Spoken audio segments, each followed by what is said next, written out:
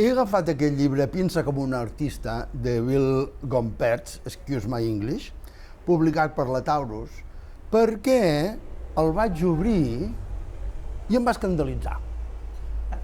Sí, et juga a començar el llibre amb una explosió, perquè aquest senyor treballa a la New Tate, és el més modern. Llavors, em va fer el que abans en deien una captatio, i ara és, doncs, va i comença el llibre amb una bomba, dient que l'art són diners, i que si l'artista no és un bon comerciant no farà res a la vida. Així mateix. I posa el signe del dòlar perquè ho entenguem, no? Perquè és un llibre il·lustrat. Llavors, a partir d'aquí, replanteja què és la creació artística, com es genera.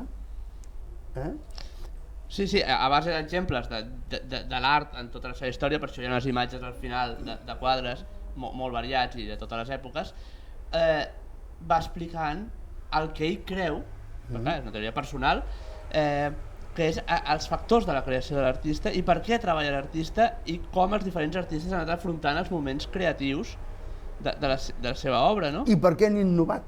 I com s'ha innovat. I com s'ha innovat. I llavors agafa exemples de totes les èpoques de l'art, amb unes anècdotes divertidíssimes, per acabar dient-nos un missatge que he trobat fabulós, que és que ell parla d'art, però això s'ha d'aplicar a tot, que la vida ha de ser creació. I que tots, aquest missatge potser és molt sucat, vull dir que tothom pot crear, no? Ve dir això. Tothom pot crear i que tothom ha de crear, perquè si no, no serà res a la vida, entens? I tot això, que comença així tan escandalós i acaba sent un llibre d'autoajuda, està explicat amb un rigor clàssic impressionant.